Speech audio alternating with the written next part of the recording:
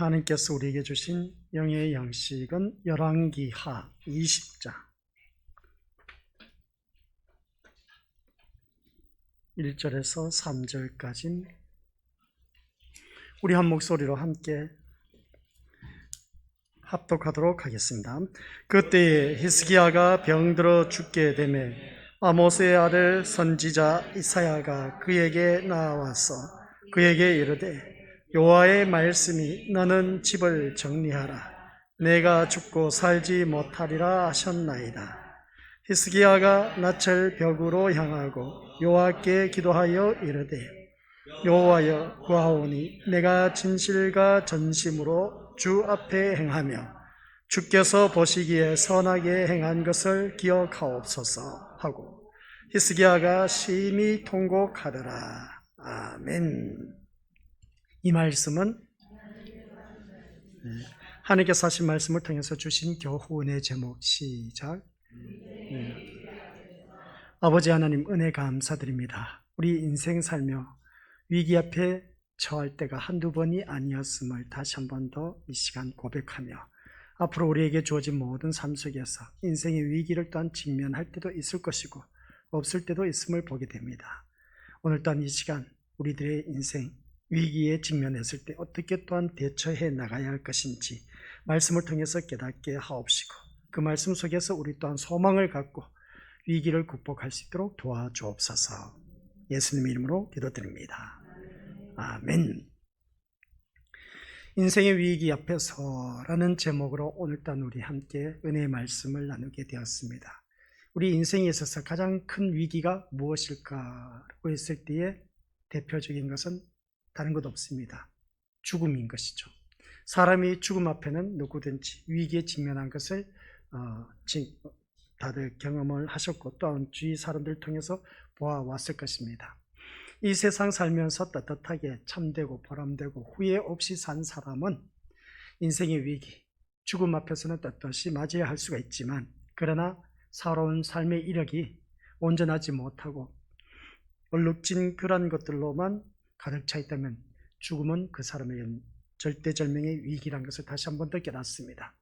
무엇보다도 교회를 다니는 오늘 이 자리에 나오신 우리 권수들 모두 다가 우리 또한 그 죽음의 위기를 직면할 때가 있다는 걸 꼭 기억하시고 그래서 우리는 어느 누구를 막론하고 이 인생의 위기 앞에서 우리는 어떻게 대처해 나갈 것인가. 죽음뿐만 아니라 여러 가지 인생 위기를 직면할 때가 많이 있음을 보게 됩니다. 오늘날 이 시대에 살기 힘들어서 자살해서 죽는 사람들 또한 많이 있음을 보게 됩니다. 그러면 그들이 왜 자살을 할까? 라고 했을 때에 그들에게는 생명이 없기 때문에 그렇습니다. 그러나 우리에게는 생명이 대신 예수님이 계시기 때문에 자살하여서 죽지 아니하고 때가 되면 우리 하나님께서 우리를 저 영원한 천국으로 인도하실 그날을 바라보면서 오늘 또한 우리들의 발걸음을 한 발자국 한 발자국 옮기고 있다는 걸 꼭 명심하시기를 주님의 이름으로 간절히 축원드립니다. 그래서 오늘 본문 말씀을 바라보면 너무나 잘 알고 있습니다. 죽을 병에 걸린 히스기야 왕. 그래서 죽을 병에 걸려서 이사야 선지자로부터 삶을 정리하라는 하나님의 말씀을 들은 히스기야는 낯을 벽으로 향하고 하나님께 자신의 선한 행위를 기억하셔서 은총을 베풀어 주시기를 통곡하며 기도하는 내용이 1절부터 3절까지 주어졌습니다. 그리고 난 뒤에 4절, 5절, 6절은 하나님께서 거기에 대한 응답이 주어진 것이죠. 하나님은 이사야 선지자를 통해서 히스기야에게 그의 생명을 15년 더 연장시켜 주시는 것은 물론 그 예루살렘 성도 아수르의 손에서 구원하여 주실 것임을 약속하여 주는 그 내용이 4, 5, 6절에서 나타나고 있음을 보게 됩니다. 오늘 이 시간에는 인생의 위기 앞에서라고 했을 때 1, 2, 3절 말씀을 가지고 함께 은혜의 말씀을 나누고자 합니다. 그래서 수요 저녁 예배는 4, 5, 6절 말씀을 통해서 우리가 호소하는 눈물의 기도, 그 호소하는 눈물의 히스기야 기도가 얼마나 큰 역할을 또한 나타내고 있는지, 그래서 우리 주님 앞에 나와서 눈물 흘리면 금방 응답받을 수가 있다 그런 걸 꼭 명심하시길 바랍니다. 그게 수요 저녁 예배 때 눈물로 호소하는 그 히스기야의 기도가 곧바로 응답된다는 것을 다시 한 번 더 깨닫게 되는 것이죠. 그러기 전에 먼저 우리는 하나님 앞에 살아가는 우리 모두 다가 인생의 위기를 직면할 때가 많이 있습니다. 남녀노소 불문하고 누구든지 가는 데에는 순서가 없습니다. 그렇기 때문에 우리는 살아 숨 쉴 때에 내가 최선을 다하고 충성을 다하고 헌신하며 남을 위해서 살아가다 보면, 또한 섬기다 보면 우리는 주님의 그 발자취를 따라간 그 발걸음에 따라 주님 앞에 일어나서 많은 칭찬이 주어지시고 위로가 주어질 것입니다. 그날을 바라보면서 오늘 또한 우리가 믿음의 경주를 하고 있다는 걸 꼭 기억하면서, 오늘 그래서 첫 번째 주시는 주제 교훈은 시작. 인생의 위기는 예고 없이 찾아온다. 인생이가 아니고 인생의 위기는 예고 없이 찾아온다 라는 걸 꼭 기억하시길 바랍니다. 그래서 오늘 말씀을 통해서 우리 것들 모두가, 주보에 오타가 나와 있지만 인생의 위기는 예고 없이 찾아온다는 걸 꼭 기억하시길 바랍니다. 쉽게 표현하면 죽음은 누구에게든지 예고 없이 다가오고 있습니다. 젊은 아이들도 그렇고 늙은 연로하신 분들도 그렇고, 그런 그 모습 볼 때 사람은 살다 보면 죽을 때가 있음을 보게 됩니다. 오늘 1절 말씀을 바라보니까 히스기야가 죽을 병에 걸려서 이사야 선지자로부터 삶을 정리하라는 하나님의 말씀을 통로받은 사실이 나옵니다.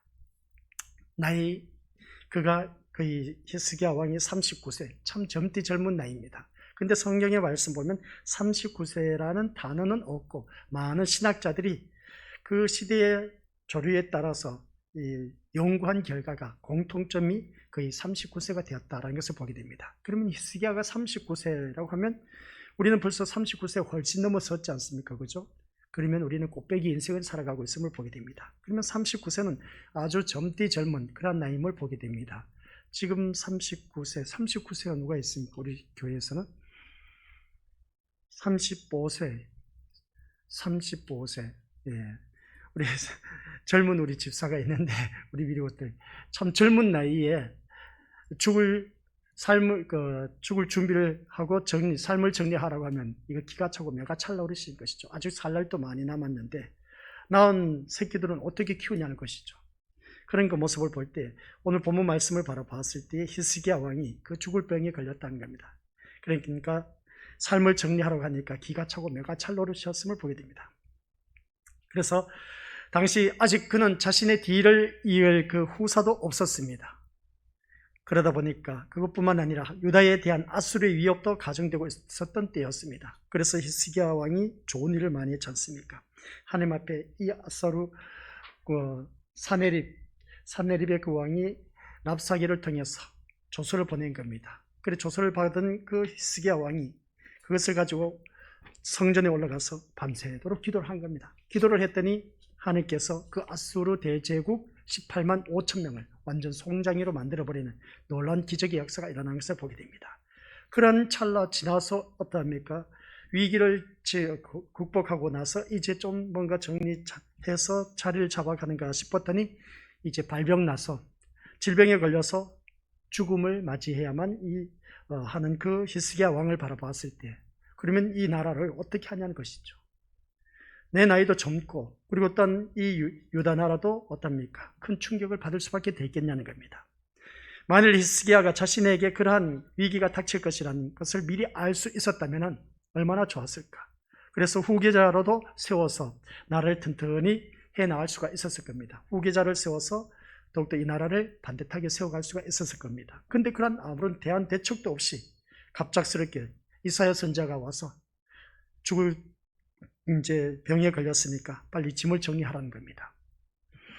그러나 그의 중병은 워낙 갑작스러운 일이라 지금으로서는 아무런 대책도 세우기 어려웠다는 것을 보게 됩니다. 우리들의 인생이 그렇습니다. 갑작스러운 일이 닥치면 누구든지 거기에 대해서 어떻게 우리가 해결해 나갔냐는 것이죠. 참으로 히스기야 개인은 물론 유다 전체로 봐도 분명 큰 위기가 아닐 수가 없다는 겁니다. 히스기야 개인적으로 바라봤을 때는 죽음의 위기를 직면하게 되고, 또한 아수르 대제국을 18만 5천 명 다 죽이긴 했지만 그래도 아수르 대제국이기 때문에 계속해서 남유다를 침공할 것입니다. 그러다 보니까 나라를 바라봐서도 위기에 직면한 것을 보게 됩니다. 인생의 위기는 전혀 예측하지 못한 때에 찾아와서 우리를 혼란하게 빠지게 하는 그런 일들이 있음을 보게 됩니다. 평소에 건강하던 사람이 어느 날 갑자기 불치병으로 쓰러지는가 하면 어떻습니까? 평안하던 가정에 갑자기 태풍이 몰아치는 것과 같은 엄청난 문제들이 발생하기도 하는 것을 우리가 다들 경험을 하셨을 겁니다. 그제까지만 같이 이야기했던 사람이 어느 한순간 보니까 그 사람 죽었다는 겁니다. 우리 동네 어르신들 또한 몇 분 돌아가신 분 있지 않습니까? 그런 모습을 바라봤을 때 이 세상 살 때는 참 착하게 살아야 됩니다. 그죠? 악하게 살면 안 돼요. 그러면 어떻습니까? 결국은 악하게 사는 사람은 지옥에 떨어질 수밖에 더 있겠습니까? 그래서 우리 믿음으로서 살아가는 삶 속에서 보면 죽음의 위기에 직면하게 되면 누구나 두려워할 수밖에 없습니다. 하나님을 믿는 오늘 우리들은 그러한 죽음의 위기에서 두려워할 것도 없습니다. 지금 내가 죽어도 예수 그리스도의 은혜로 말미암아 우리는 천국 가게 되었기 때문에 할렐루야 아멘 하면서 우리는 어여갈 수가 있음을 보게 됩니다. 그러나 남은 식구들이 좀 이제 육신의 그 헤어짐으로 인해서 슬픔이 있을지 모르지만은 아무튼 우리 믿음의 식구들께서는 이 죽음의 위기에 직면했을 때는 엄청난 큰 혼란이 오고 있다는 것을 알 수가 있습니다. 그래서 우리가 예기치 못한 위기가 얼마든지 있을 수 있기 때문에 우리는 늘 깨어 있어서 준비를 해야 된다라는 걸 꼭 명심하시고 우리는 할 수 있는 대로 갑자기 닥쳐올 인생의 위기를 대비해야 됩니다. 그러면 어떻게 인생의 위기를 대비할 수가 있겠습니까? 하지만 오늘날 대다수의 사람들은 유비무한, 그러니까 이 유비무한이란 말을 잘 알면서도 인생의 위기를 미리 대비하는 일을 소홀히 하는 것을 보게 됩니다. 우리 인생 살다 보면 별의별 일이 다 생기기 때문에 그래서 우리 하나하나 준비를 해야 된다, 죽을 준비를 해야 된다라고 하지만은 그러나 막상 살다 보니까 일에 치여서 바쁘다 보니까 죽을 준비도 할 수가 없음을 보게 됩니다. 또한 이 세상 돈밖에 모르는 그런 분들이 돈 벌어서 이제 뭔가 좀 먹고 살만하다 싶었는데 이 세상 떠났습니다. 빚 좋은 개살구였죠. 남 좋은 일만 시키고 이 세상 떠난 겁니다. 그들은 그러한 위기가 자기와는 무관하다고 생각하는 것을 보게 됩니다.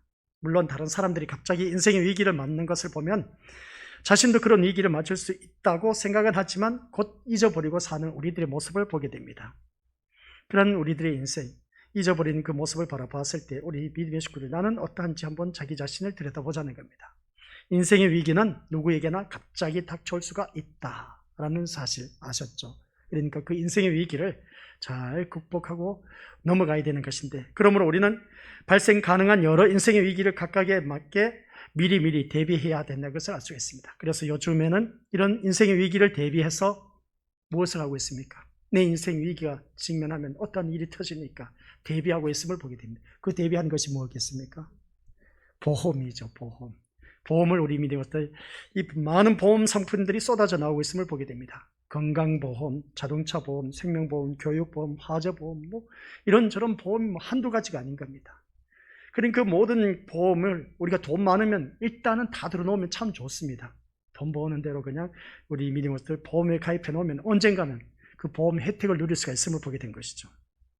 이러한 보험은 평소에는 괜한 지출로 여겨지기도 합니다. 자동차 보험 그렇지 않습니까? 1년 계약으로 아무런 사고도 없이 자동차 보험을 이제 가입을 했는데 아무런 사고가 없이 지나갔습니다. 2년째도 그렇고 3년째도 그렇습니다. 그러다 보니까 이거 내가 이렇게 자동차 보험 넣을 필요가 있을까라는 생각이 들어질 때도 있습니다. 또 우리 믿음의 것들 치아 보험 있지 않습니까? 치아 보험도 그거 조건이 참 많이 있던데 그 조건을 깨알 같은 글씨를 어떻게 다 볼 수가 있겠습니까? 그러니까 모습 볼 때 치아 보험도 가입을 했는데 이가 튼튼하다 보니까 전혀 치과에 갈 일도 없어. 괜히 그냥 치과 보험만 풀었다라고 해서 이럴 바에 내가 차라리 다른 보험이나 가입할 것을 하는 그런 경우가 있었음을 보게 됩니다. 아무튼 우리 믿음의 것들 보험 한 가지 상식은 다 들었을 겁니다. 그렇죠?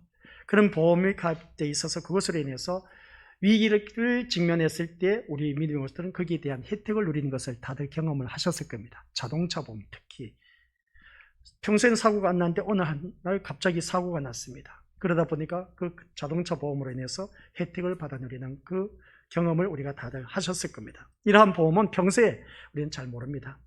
그러나 막상 일이 생기면 유용하게 그 보험의 진가를 발휘해서 위기를 넘어갈 수가 있는 것을 보게 됩니다. 어쨌든 위기란 누구에게나 예고 없이 찾아오므로 이를 알고 준비하는 사람은 그때에 당황하지 않게 된다라는 말씀입니다. 아무에게도 내일이 오늘과 같으라는 보장은 없다는 것이죠. 오늘처럼 먹고 살만하고 좋은데 내일 어떤 일이 일어날지, 그러나 내일이라는 것은 우리가 보장할 수가 없습니다. 오늘은 좋아도 내일은 정반될 수 있는 그런 것이 바로 우리들의 인생이기 때문에 그렇다는 말씀 내용입니다. 그래서 사람들마다 보험을 많이 가입을 하게 됩니다. 많이 가입하시기를 바랍니다. 돈 버는 대로. 아셨죠? 다른 데 쓸 데가 뭐가 있겠습니까? 그래서 보험을 가입해서 안전하게 내 육신의 보장을 위해서 지극정성으로 보험을 쏟아붓는 것 대단한 일이고 참 잘하고 계십니다. 얼마나 좋은지 모릅니다. 내가 보는 대로 그래서 우리 자녀들이 일단 부모를 위해서 많이 일단 보험을 가입해 두지 않습니까? 그런 모습 보면 참 부럽습니다. 좋은 일입니다. 그렇다면 오늘 이 자리에 앉아 계신 우리 것들, 육신의 안전 보장을 위해서 지극정성으로 보험을 쏟아붓는 반면에 내 영혼의 안전 보장을 위해서 우리 믿음의 것들은 어떤 보험을 가입했느냐는 것이죠. 우리는 이 세상에서 육신의 안전 보장을 위해서 이런저런 보험을 참 많이 가입을 했습니다. 그러면 우리는 육신이 있다면 영혼도 있습니다. 영혼을 위한 안전 보장을 위해서 어떤 보험을 붓고 있느냐는 것이죠. 오늘 말씀 첫 번째 주제가 바로 그겁니다. 인생의 위기는 예고 없이 다가옵니다. 그렇기 때문에 예고 없이 다가오는 우리들의 인생을, 그 위기를 넘어가기 위해서는 보험을 가입을 한다는 말씀이죠. 육신의 보험이 가입되어 있다면 우리들의 영혼 또한 보험을 가입을 해야 되죠. 그러면 영혼의 안전 보장을 위해서 어떤 보험을 가입하고 있느냐는 겁니다. 육신의 보험은 어차피 정한 기간이 지나고 나면은 다 사라지고 맙니다. 그리고 또 정한 기간이 지나고 나면은 그 모든 것이 소멸된다는 것이죠. 그래서 사라지는 것에 대해서 충성을 다하면서 아낌없이 쏟아붓는 그 모습을 보게 됩니다. 그러나 사라지지 않는 영혼에 대한 보험은 왜 그렇게 부실하냐 이거죠.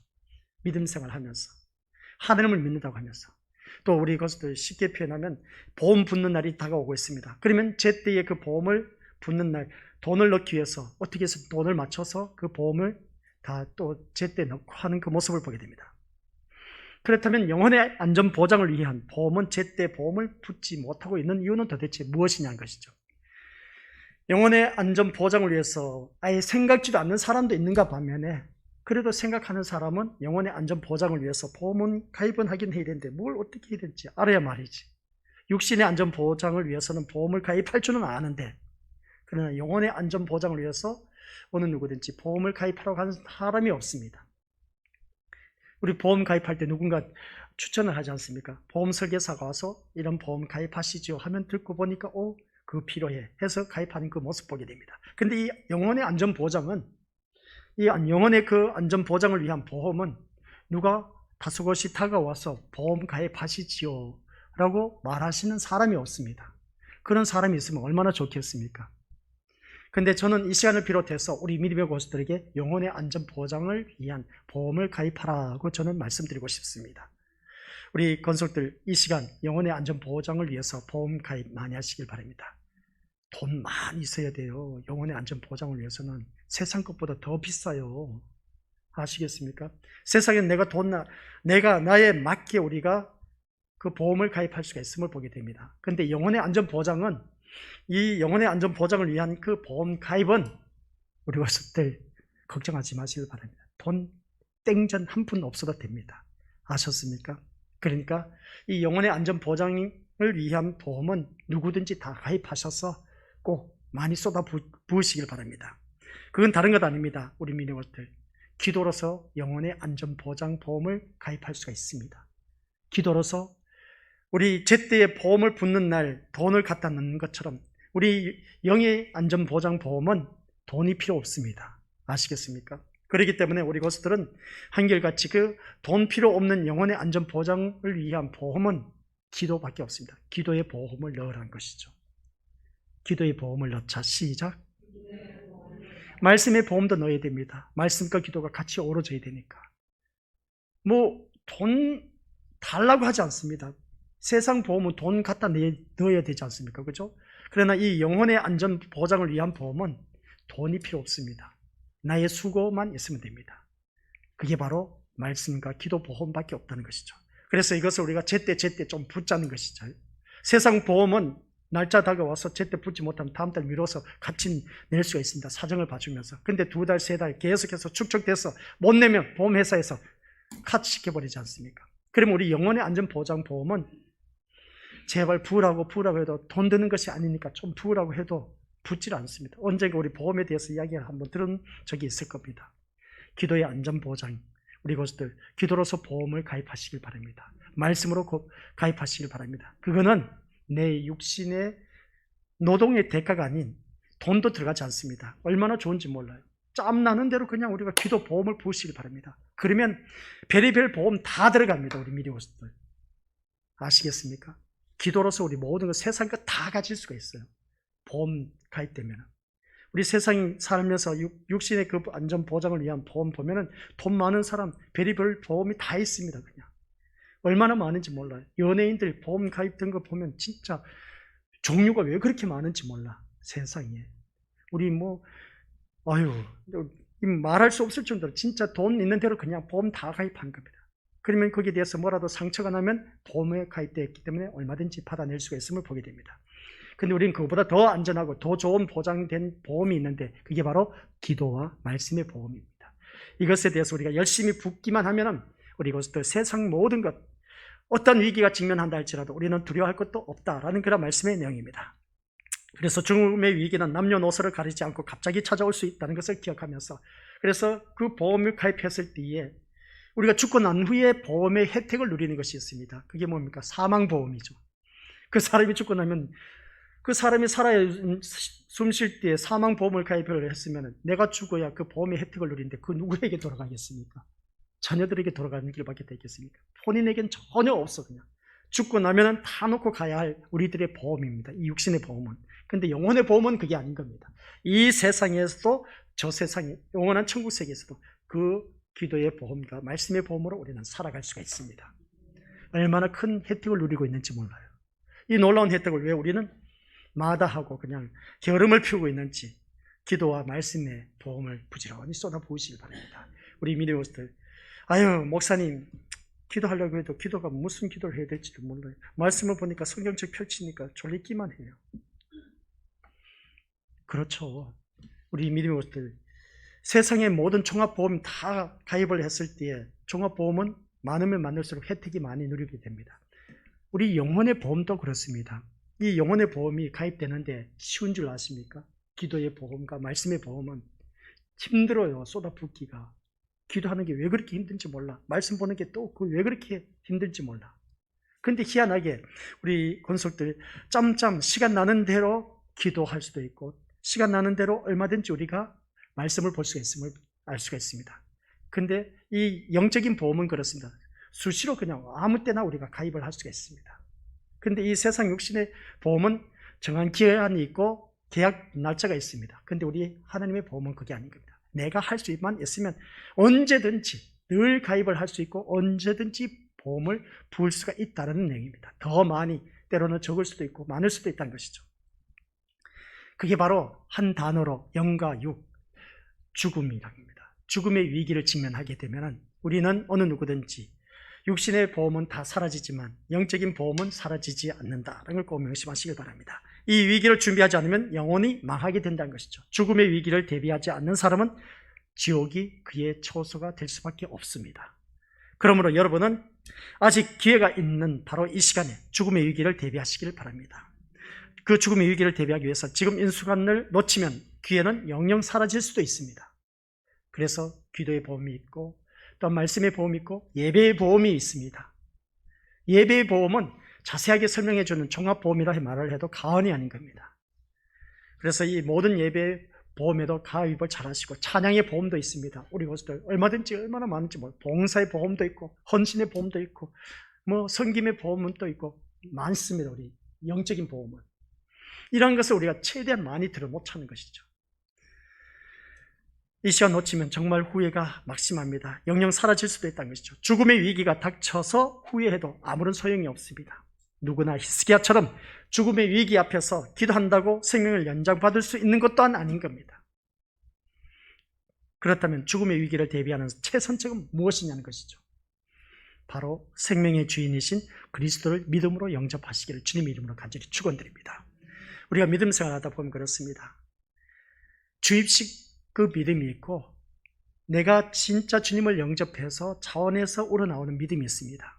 평소에 아이들 우리 양육하는 데 있어서 어린아이들 네 속에 나쁜 마음을 가지면 누가 들어있다? 마귀요. 그리고 또 나쁜 생각을 가지면 너 머리에는 누가 들어있다? 마귀요. 그렇게 말합니다. 예배 찬양하고 또한 그 말씀에 집중해서 들으면 누가 기뻐하신다? 하나님요. 내 마음의 주인이 누구시다? 우리 예수님요. 그러면 그렇게 아이들 다들 답변 잘합니다. 주입식 교육으로 누구든지 다 잘하고 있어요. 근데 그 주입식된 교육이, 믿음이 실제 삶 속에서 배워져 나오느냐는 것이죠. 말씀은 따로, 삶 따로 그렇게 살아가고 있습니다. 아니 아이가 저렇게 답변 잘한 거 보니까 믿음도 좋을 줄 알았어. 근데 삶을 바라보니까 개차반이야. 온전하지 못하는 거죠. 믿음의 그 자녀, 우리가 바라봤을 때, 야, 답변한 거 보니까 기특해, 정말. 정말, 예, 대단하네. 그렇게 표현을 할 수가 있는데, 삶 사는 그 모습 보니까 영 딴판이야. 왜 그럴까? 진짜 주님을 영접한 사람은 누가 뭐라 말하지 않아도 말과 행동이 다 달라집니다. 삶의 변화가 이루어진다는 것이죠. 오늘 우리들의 모습이 바로 그겁니다. 죽음의 위기를 대비하는 최선책은 뭐라고요? 나의 생명이 되신 예수님을 영접하는 겁니다. 진짜 예수님을 영접하신 분들은 우리 것들 내 삶이 변화 안 될 수가 없습니다.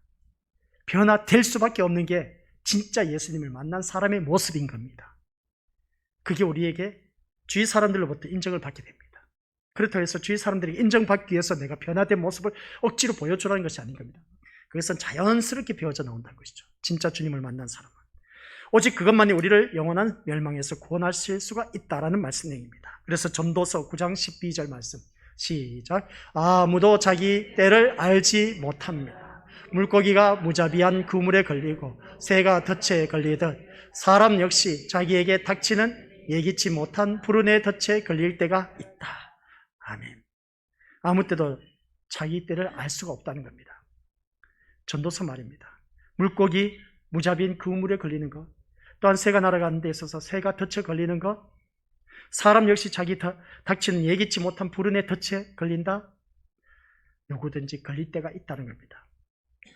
그렇기 때문에 우리 믿음의 것들 이 말씀 뭐겠습니까?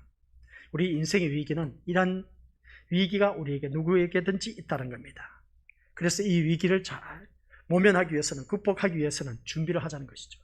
그래서 준비하는 데 있어서 진짜 바로 생명의 주인이신 예수님을 내 마음속에 온전히 영접한 사람은 기도, 보험, 부치, 부어라 기도 좀 해라 말하지 않아도 하게 되고, 진짜 주님을 영접한 사람 말씀 보라고 해도 안 보는데 말하지 않아도 진짜 주님을 영접한 사람은 말씀도 잘 보고 예배도 잘 드리고 헌신, 봉사, 충성, 모든 섬김에 있어서는 모든 것에 다 잘하게 되어 있습니다.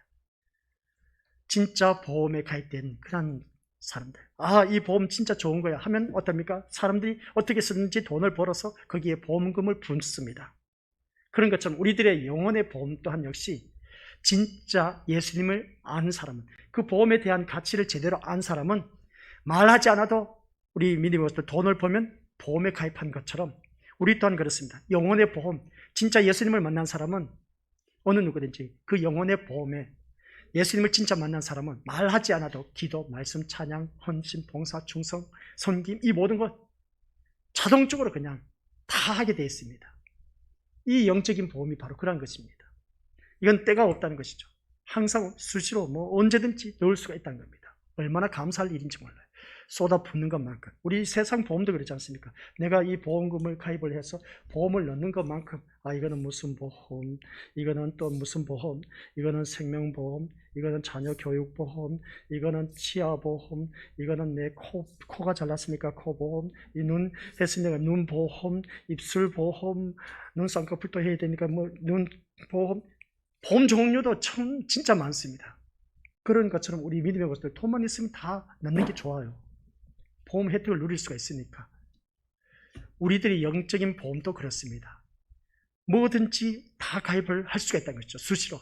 그러면 제가 왜 이 말씀을 드리냐면 가입하면 할수록 혜택을 많이 누린다. 시작. 영적인 보험도 그렇습니다. 내가 가입하는 것만큼 그 혜택을 누리게 되어 있습니다. 기도를 하는 것만큼 기도의 보험을 우리가 받아 누릴 수가 있고, 어떤 예배의 보험도 그렇고 찬양의 보험도 그렇고 헌신, 봉사, 충성, 섬김 이 모든 것 우리 믿음의 것들 내가 넣는 것만큼 쏟아붓는 것만큼 혜택을 누리게 되어 있다는 것이죠. 나는 왜 그런 혜택이 없습니까? 라고 했을 때 영적인 보험 쏟아부은 것이 있어야 혜택을 누리지. 세상적으로 말해서 우리 것도 내가 보험 가입하지도 않았는데 보험 혜택, 나 왜 이런 보험 혜택 없습니까? 말할 사람 어디 있겠습니까? 아무도 없지 않습니까? 영적인 보험이 바로 그와 똑같은 겁니다. 쏟아부은 것이 있어야 혜택을 누리지. 기도도 하지도 않았는데 무슨 안전 보장된 삶을 살기를 원하십니까? 그런 어리석은 그 도둑놈 심보로 우리가 살지 말자는 것이죠. 세상에 공짜가 없지 않습니까? 영적인 것에도 공짜가 없습니다. 우리가 붙는 것만큼 그 영적인 보험을 혜택을 누릴 수가 있다는 걸 꼭 명심하시길 바랍니다. 내가 예배 시간 드리는 것만큼 예배에 대한 그 보험을 하나님께서 종합적으로 부어주시는데 이루 말할 수가 없습니다. 한번 생각해 보시길 바랍니다. 예배 시간, 이 예배 시간 온전히 우리가 보험을 붙는 것 한번 생각하면 어떤 일이 일어나겠습니까? 내가 도저히 세상적으로는 해결할 수 없는 문제였어. 근데 예배 드림으로 말미암아 말씀을 듣는 순간 맞아, 해답이 바로 이거네 하면서 그 순간 그 문제가 풀어졌어. 세상 돈으로 해결할 수 없었던 문제가 풀어지는 게 이 예배의 보험입니다. 또 우리가 질병에 걸려서 늘 아파서 고질병에 걸려서 병원에 찾아가서 진단해도 결과가 안 나와. 그런데 하나님 말씀 듣는 순간 깨끗하게 내가 그 질병에서 고질병이 깨끗하게 고침을 받았어. 이게 바로 예배의 종합보험입니다. 다재다능하게 우리에게 나타난다는 거죠. 자녀 교육보험, 우리 미니버스들 세상에 우리가 쏟아붓지 않아도 이 예배 시간, 내가 진짜 주님을 영접한 그 마음 자세로 온전히 예배를 드리고 자녀를 위한 그 간절함이 있는 그런 예배를 드린다면 우리 것들 이 예배를 통해서 종합보험이기 때문에 그 자녀 잘 될 수밖에 없습니다. 그걸 우리가 온전히 하자는 것이죠. 그래서 첫 번째, 우리는 인생의 위기는 예고 없이 찾아옵니다. 예고 없이 찾아온 이 위기를 두 번째 주제입니다. 시작. 위기를 대처하는 최선의 방법은 기도이다. 기도가 최우선적인 것이죠. 네. 뭐 다른 거 있겠습니까? 우리 미디어들 2절에서 이사야 선지자로부터 삶을 정리하라는 하나님의 말씀을 통보받은 히스기야는 낯을 어디로 향했다? 벽을 향하고 여호와께 기도하기 시작했다. 이 말씀을 가지고 언젠가 우리 열왕기 하조 강의에 내려갈 때 요 히스기야가 벽을 향해서 기도했다는 것은 뭡니까? 하나님 앞에 내가 못한 것이 뭐가 있겠습니까? 하나님, 제가 지금까지는 성경 말씀 나와 있지 않습니까? 하나님 앞에 쌓은 선한 일들이 얼마나 많은지 기억해달라고 하지 않습니까? 그러면서 어떻습니까? 좀 이것을 기억하면서 나의 이 병을 고쳐달라 하는 그 기도하는 것을 보게 됩니다. 쉽게 표현해서 벽을 향해서 기도했다는 것은 삐쳐갖고 토라져갖고 하나님 앞에 기도하는 겁니다. 그래도 좋죠. 토라져서 하나님 앞에 삐져갖고 그냥 기도하는 것 얼마나 귀엽습니까 또. 근데 우리 민족들 그 기도를 하나님께서 들어주셨다는 겁니다. 자신에게 닥친 인생의 위기가 하나님으로부터 말미암은 것이라는 것을 인간으로서는 어떻게 할 수 없는 일이라는 것을 알았습니다. 이 히스기야가. 그러다 보니까 그는 하나님께 기도하는 길밖에 없었다는 것이죠. 즉 그는 자기에게 인생의 위기를 허락하신 하나님만이 자신을 그 위기에서 구하실 수가 있다라는 확신이 있었던 것이죠. 그러다 보니까 히스기야는 죽을 병에 걸렸다는 그 소리를 듣고 왕이니까 명의들 다 불러 모을 거 아닙니까? 그죠? 여봐라 하면서 신하들 불러 모아서 우리나라에서 제일 진단 잘하는 의사를 명의를 다 불러 모은 겁니다. 그래서 진단을 받아서 어떻습니까? 대처 방안을 내세웠을 것입니다. 근데 히스기야는 왕으로서 그 역할을 하지 않고 나의 생사하복은 주님의 손아귀에 있다는 것을 알고 누구를 찾았다? 세상에 유명한 명의, 왕이다 보니까 얼마든지 부를 수가 있었지만 의사를 찾지 않았습니다. 하나님을 찾았다는 것이죠. 생사하복을 주관하신 하나님을 찾았다는 겁니다. 오늘 이것을 우리가 도전받아야 됩니다. 위기를 대처하는 최선의 방법은 생사하복, 빈부귀천, 부귀영화 이 모든 것을 주관하고 계신 우리 하나님을 찾자는 겁니다. 그게 바로 우리가 위기를 대처하는 최선의 방법. 이게 아주 아름다운 방법. 그 하나님을 찾아서 기도하는 것. 이게 우리가 오늘 해야 할 일이라는 것을 보게 됩니다. 결국 어떻게 되겠습니까? 그는 하나님께 은혜를 입어서 자기에게 닥친 인생의 위기를 넘길 수가 있었다는 겁니다. 히스기야 왕은. 우리는 여기서 인생의 위기에 당면했을 때 대처하는 최선의 방법이 무엇인지를 배워야 한다는 것이죠. 우리는 대개 인생의 위기를 만나면 자신의 힘으로 극복하려고 하는 경우가 참 다반사입니다. 그리고 자신의 힘으로 안 되면 어떻게 합니까? 다른 사람의 힘을 의지하려고 하는 것을 누구든지 다들 겪어봤지 않습니까? 물론 우리는 인생의 위기가 닥치면 그것을 극복하기 위해서 모든 노력을 다 기울여야 하는 것은 당연한 겁니다. 그러나 순서가 있다는 것이죠. 순서가 있다는 겁니다. 자신보다 또 눈앞에 보이는 사람보다 눈앞에 보이지 아니한 하나님을 먼저 찾을 줄 아는 그 믿음이 우리에게는 참 중요하다는 것을 히스기야 왕을 통해서 깨닫지 않느냐는 겁니다. 하지만 인간의 힘으로만 인생의 위기를 극복하려고 하면 필시 좌절할 수밖에 없습니다. 인생의 힘은, 인간의 힘은 한계에 부닥치기 때문에 그렇습니다. 인생의 위기는 인간의 힘으로 극복할 수 있는 것이 아니라는 것이죠. 뭐라고요? 다시 한번 읽어보도록 하겠습니다. 시작. 인생의 위기는 인간의 힘으로 극복할 수 있는 것이 아닙니다. 인생의 위기는 인간의 힘으로 극복할 수 없다는 겁니다. 아유, 목사님 그럼 어떻게 살아요? 지금 우리 인생의 위기 얼마나 많이 겪어왔는데요. 맞는 말씀입니다. 근데 여기서 말하고 있는 인간의 노력으로 극복할 수 있는 것이라면 그것은 인생의 위기가 아닌 겁니다. 인간의 노력으로 얼마든지 위기를 극복하면 누구든지 그 인생의 위기라 말할 수가 없다는 것이죠. 단지 일시적인 어려움일 뿐이란 겁니다. 인생의 위기는, 시작, 인생의 위기는 하나님의 도움 없이는 극복하기 어렵습니다. 아시겠습니까? 인생의 위기는 하나님의 도움 없이는 극복하기 어렵습니다. 왜냐하면 시작, 인생의 위기는 사람의 생사화복을 주장하시는 하나님의 허락과 섭리에 의해 주어지는 것이기 때문에 그렇습니다. 인생의 위기는 사람의 생사화복을 주장하시는 하나님의 허락과 섭리하에 이 모든 것이 주어지기 때문에 그렇습니다. 하나님이 인생의 위기를 주지 아니하시면 우리들에게도 인생이 없다는 말씀이죠. 그러니까 모든 것을 주장하고 계신 분이 누구라고요? 하나님이시란 것이죠. 그래서 물론 하나님이 고의적으로 인생들을 위기에 몰아넣으시는 것은 아니지만 하나님의 허락이 없다면 인생의 위기는 닥치지 않습니다. 아시겠습니까? 대표적인 예가 뭐가 있겠습니까? 욥이 있지 않습니까? 하나님이 허락했기 때문에 욥에게는 그 시험이 주어졌습니다. 잘 먹고 잘 살고 잘 누리고 자녀들도 10명을 낳았고 동방의 거인이었고 또한 하나님 보시기에 정말 온전히 경외하는 자였습니다. 뭐 부러울 게 뭐가 있겠습니까? 하나님 자녀로서 진짜 완벽한 삶을 살았던 그 욥. 그런데 마귀 사탄이 하나님 하면서 천상회의를 하는데 이 마귀 사탄이 끼어들어서 진짜 욥이 하나님을 경외하는지 제가 가서 테스트 한번 해보겠습니다. 그래서 이 마귀 사탄의 그 요구대로 어떻습니까? 허락을 한 것이죠. 단 그에게는 생명은 손대지 말아라. 네가 무엇을 하든지 좋다. 단 그에게는 생명은 대지 말아라 했는데 욥을 가서 이제 괴롭히기 시작했지 않습니까? 하루아침에 대풍이 몰아와서 지붕에서 한 집안에서 형 집에서 잔치를 하다가 대풍이 몰아와서 지붕이 폭삭 내려앉아서 자녀 10명이 다 싸그리 깔려서 죽어버렸습니다. 그리고 단 있었던 모든 재산 이웃 족속들이 와서 다 빼앗아가 버렸습니다. 거기에다가 또한 어떻습니까? 자기가 질병에 걸렸습니다.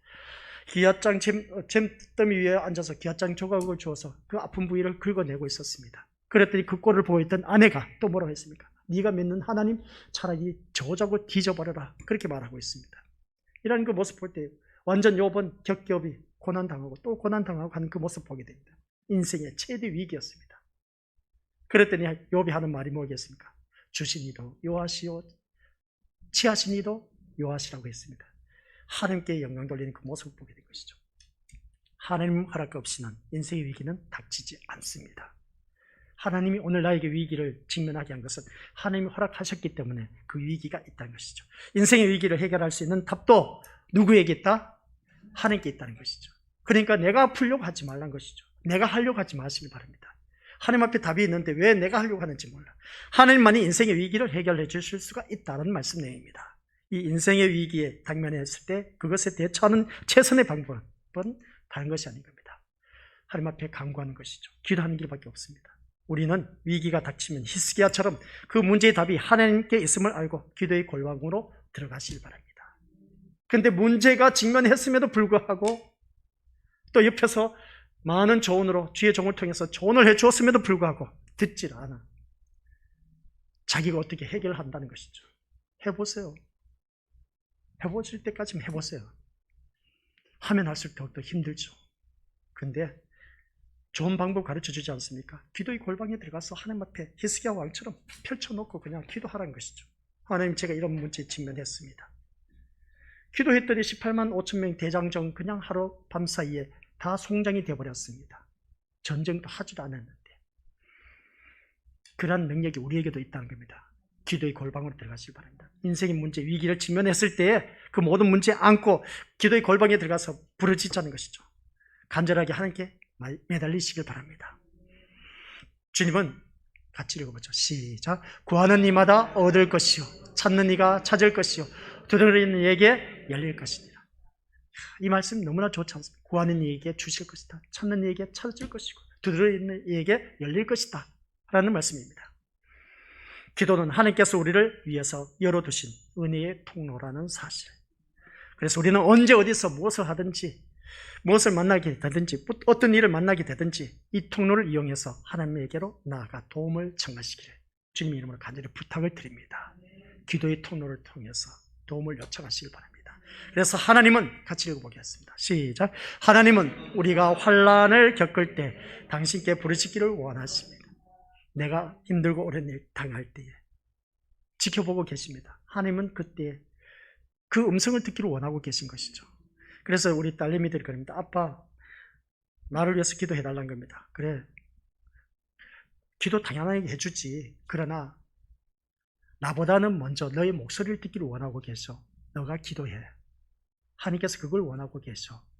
나한테 기도 부탁하는 건 참 좋은 일이야. 그래, 나도 기도해 줄게 하면서 제가 그렇게 말하였습니다. 항상 그럽니다. 기도 부탁한다 했을 때, 그래, 너가 기도를 더 하러 가는 것보다 하나님께서 너의 음성을 듣기를 원하시지, 나를 통해서 너를 축복해달라는 것보다는 너가 직접 하나님의 음성을, 너의 목소리를 통해서 하나님 앞에 기도해서 축복받기를 바란다고 그렇게 늘 또 권면을 해주고 그렇게 아이들에게 가르쳐 왔습니다.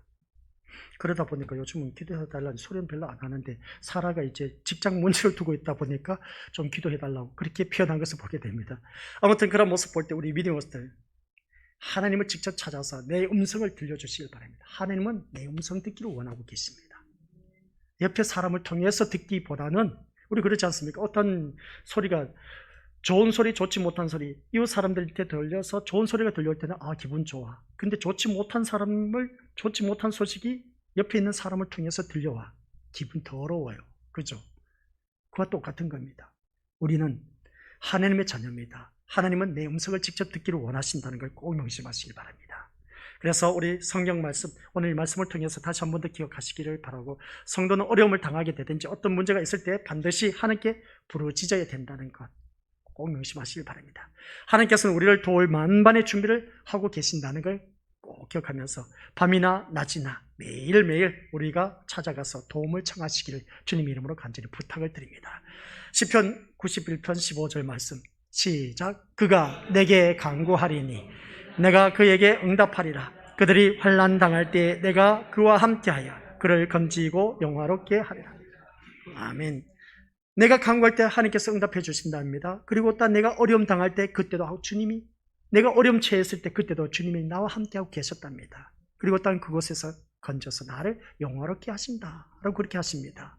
그래서 우리 믿음의 것들, 지금 내가 직면한 문제 있지 않습니까? 나에게 부르짖으라는 겁니다. 하나님께서 응답해 주시고, 네가 그 고통당하고 있냐? 고통으로 인해서 너무나 힘들어하고 있냐? 그 순간에도 나도 너와 함께 있었다. 그 속에서 내가 너를 건져주신다는 겁니다. 누구에게? 하나님 앞에 구하는 사람에게. 그리고 또는 예레미야 33장 3절 말씀 너무나 잘 알고 있죠? 시작. 너는 내게 부르짖으라. 내가 내게 응답하겠고 내가 알지 못하는 크고 은밀한 일을 내게 보이리라. 하나님 앞에 부르짖으라는 겁니다. 그러면 하나님께서 응답하시고 네가 알지 못한 크고 은밀한 일, 비밀스러운 일들 너에게 알려주겠다는 겁니다. 바로 우리 믿음의 것들, 이 말씀을 통해서 위기를 대처하는 최선의 방법은 뭐라고요? 기도입니다. 기도하시길 바랍니다. 너무 기가 따갑도록 들어왔지 않습니까? 그죠?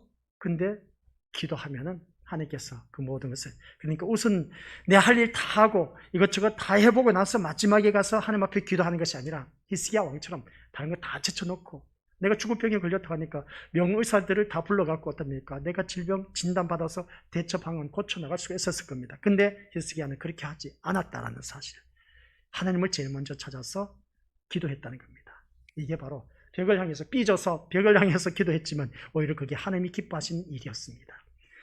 오늘 이 말씀을 들으면서 마지막으로 세 번째입니다. 시작. 기도는 하나님의 은총과 자비를 구하는 것이다. 그게 바로 3절 말씀 내용입니다. 히스기야는 하나님을 향하여 자신이 진실과 전심으로 주 앞에서 행한 것을 기억해 주시도록 눈물로 호소하는 것을 보게 됩니다.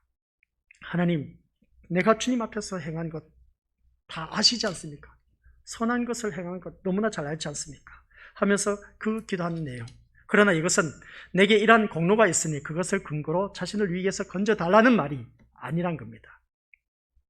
누구든지 그러지 않습니까? 하나님, 제가 하나님 일을 위해서 이런 일을 했지 않습니까? 그것을 기억해서 지금 내가 이렇게 어려움 당한 거 이거 해결해 주시면 안 되겠습니까? 이렇게 우리 대부분 기도하고 있지 않습니까? 이 기도문은 그게 아닌 겁니다.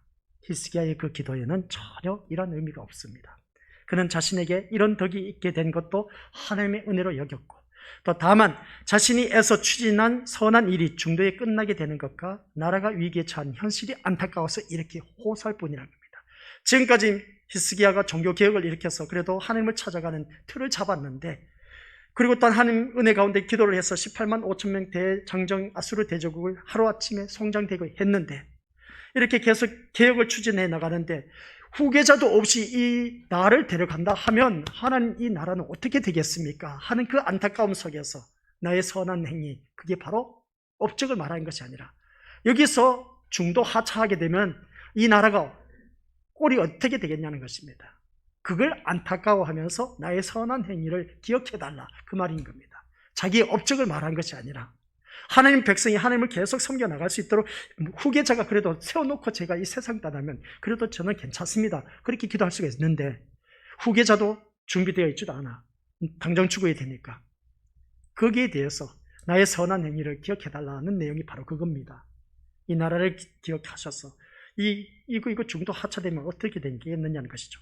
그래서 히스기야의 기도는 하나님의 은총과 자비를 구하는 호소였던 것을 보게 됩니다.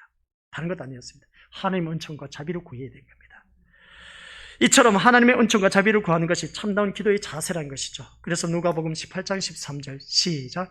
하나님이여 불쌍히 여기소서, 나는 죄인으로서이다. 이 기도가 어떤 기도인지 아시죠?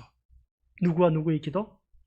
바리새인은 하나님 앞에 나는 11조 정확하게 드렸습니다, 그리고 못했습니다 하고 자기의 업적을 정말 멋지게 나열합니다. 그 기도의 소리를 들었던 세리는 하나님, 저는 죽을 죄인이로서이다. 그 기도밖에 안 했습니다. 그래서 세리의 기도가, 기도의 자세가 하나님께서 기뻐하시며 하나님의 응답을 가져오는 기도의 자세였다는 것을 알 수가 있습니다. 하나님께서 우리에게 기도하라고 말씀하시며 구하는 것을 주시겠다고 약속하신 것은 순전히 우리를 사랑하시기 때문에 그렇다는 말씀입니다. 그래서 고린도전서 15장 10절 말씀 시작. 나의 나된 것은 하나님의 은혜로 된 것이니 라고 하는 것을 보게 됩니다. 오늘 나의 나된 것, 전적인 하나님의 은혜입니다. 내가 오늘 이렇게 잘 먹고 잘 사는 것 하나님의 은혜입니다. 그리고 또 내 사업 잘 되는 것도 하나님의 은혜요, 내 자녀들이 잘 커주는 것도 하나님의 은혜요, 하는 모든 일들마다 또한 어려움 없이 잘 되는 것도 하나님의 은혜라는 겁니다. 근데 그게 아니고 내가 들어가서는 안 되는 겁니다. 내가 이 일을 위해서 물 건너간 겁니다. 우린 그렇지 말자는 것이죠. 바울이 이 고백이 우리의 것이 되어야 된다는 것이죠. 이러한 믿음을 가질 때 우리는 언제나 히스기야처럼 겸허하게 처신할 수밖에 없습니다. 우리가 살고 있는 그 활동하는 모든 것들이 하나님의 은혜의 결과임을 기억하시길 바랍니다. 하나님의 은혜가 없이는 우리는 한순간도 존재할 수가 없다는 걸 꼭 명심하시고, 그러므로 우리가 남보다 많은 업적을 남겼다고 해서 자랑해서도 안 되거니와 하나님 앞에 이를 내세우려는 그 태도는 더욱더 합당치가 않다는 겁니다. 제가 주를 위해서 얼마나 많은 일을 했습니까? 내가 이 교회를 위해서 얼마나 많은 헌신, 봉사를, 충성을 했는데, 우리 그런 기도하지 말자는 것이죠. 그러한 기도는 유치원생이나 하는 기도인 겁니다. 또한 우리가 하나님을 위해서 어떤 놀라운 일을 하였을지라도 그것을 자기의 공의로 돌려서 하나님께 보상을 요구하는 자세를 가져서도 안 되는 겁니다. 이 히스기야의 기도의 모습을 바로 봤을 때요, 우리는 언제든지 어린아이와 같은 심정으로 하나님께 은혜를 구하며 그분이 주신 모든 것들을 감사함으로 받는 그런 우리가 되어야 된다는 말씀입니다. 흔히 사람들도 기도를 많이 하면 경건한 사람으로 오해하는 경우가 참 많이 있음을 보게 됩니다. 물론 기도를 많이 하는 것은 중요합니다. 더 중요한 것은 어떻게 기도하느냐가 중요한 겁니다. 기도 많이 한 것 참 중요해요. 그러나 더더욱더 중요한 것은 내가 어떻게 기도하느냐가 참 중요한 겁니다. 그럼 목사님 어떻게 기도하는 겁니까? 제가 가르쳐 줬지 않습니까? 가장 지름길로 응답받을 수 있는 것은 하나님 앞에 제일 먼저 물어보는 것. 물어봐서 하나님 앞에 일을 준행하라는 것입니다. 분명히 내 뜻이기도 해. 하나님, 제가 이 일을 하려고 하는데 하나님은 어떻습니까? 이미 마음속에는 이 일을 결정하기로 결정 내려서 본인이. 근데 목사님이 늘 외쳐왔으니까 그래도 하나님 앞에 물어보라고 하니까 양심상 묻는 척은 합니다. 하나님 그걸 모르시겠어요? 다 아시지. 물어보기는 해. 물어보기는 한데 어떻습니까? 하나님, 제가 이 일을 하려고 하는데 목사님이 그럽니다. 모든 일을 하기 전에 하나님 앞에 물어보고 하라고 했는데 이미 마음에는 결정 내려놓고는 마음의 결정을 내려놓고는 그래서 하나님 앞에 나와서 양심이 찔려서 어떻습니까? 물어보라고 하는데 하나님, 이 일을 진행하려고 하는데 하나님은 어떠신지요? 그래도 그 양심이 있기 때문에 하나님께서 그것을 기뻐하십니다. 본인이 이미 계획은 다 세워놨지만은 그래도 물어보는 그 모습을 보니까 하나님이 기특해서 그래, 하라는 것이죠. 하면 될 거다. 아시겠습니까? 안 되면 내가 책임질게 하는 그겁니다. 우리 하나님은 그렇게 좋으신 분입니다. 내가 하려고 하지 마시고. 그러니까 오늘 가장 지름길의 기도는 어떻게 기도하느냐? 가르쳐 줬지 않습니까? 물어보라는 것이죠. 물어보고 하시길 바랍니다. 모든 일에 있어서 이미 우리 콘서트 때 제가 말씀드렸지 않습니까? 솔직하게 말씀드렸지 않습니까? 마음의 결정은 이미 다 내려놔서 양심이 있다 보니까 그래도 물어보기나 해. 흉내는 내. 하나님이 그거마저도 기뻐하시는 일입니다. 그러기 전에 더 기뻐하시는 일은 내 마음의 결정 내리기 전에 하나님 앞에 먼저 물어보시길 바랍니다. 그러면 그것을 가장 하나님께서 기뻐하신다는 말씀입니다. 그래서 오늘 이 시간 우리 것들 하나님께서 기뻐하시지도 않는 기도, 바리새인들처럼 그러한 기도, 자기 의를 주장하는 기도 하지 마시길 바랍니다. 그러한 기도 아무리 많이 해봤자 헛된 시간만 보낼 뿐인 겁니다. 차라리 옆에서 그 기도를 들었던 세리의 기도, 하나님, 나는 죽을 죄인이로서이다. 그 한마디만 해도 하나님께서는 그 세리의 기도를 기뻐하시는 겁니다. 중심을 모은 기도, 아시겠습니까?